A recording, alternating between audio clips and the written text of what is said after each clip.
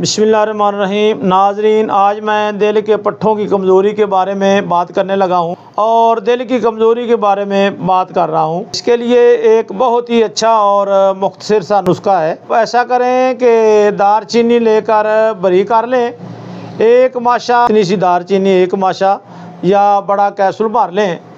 सुबह खाली पेट पानी से लें, एक माह इस्तेमाल कर लें।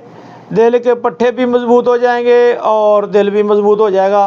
बाकी पट्ठों को भी ताकत आएगी इंशाल्लाह, दिल दिमाग को भी बड़ी ताकत आएगी। जो लोग दिल के मरीज़ हैं उनके लिए बहुत अच्छा नुस्खा है। बेशक इंग्लिश दवाई खाते रहें, स्टड डलवाया हुआ है, कोई बात नहीं, दवाई खाएं। बाईपास हुआ है तब भी कोई बात नहीं, आप 15-20 दिन खा लें, अल्लाह के फजल से दिल बहुत ज़्यादा ताकतवर हो जाएगा। अस्सलाम वालेकुम।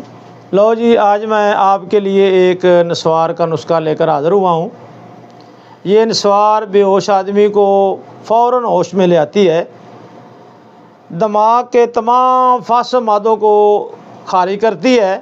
नाक बंद हो, नज़ला ज़ुकाम, सर में दर्द, नाक में रेशा जमा हुआ, इसके इस्तेमाल से ठीक हो जाता है। नुस्खा सुने। मीठा सोडा 9 तोले, पोटाशियम पर मैग्नेट जिसको पिंकी भी कहते हैं 1 तोला, पिंकी को लेकर बरी कर लें। इसको मीठा सोडा में मिला दें, बस नस्वार तैयार है। इसको इस्तेमाल करें और अपनी दुआओं में याद रखें। अस्सलाम वालेकुम।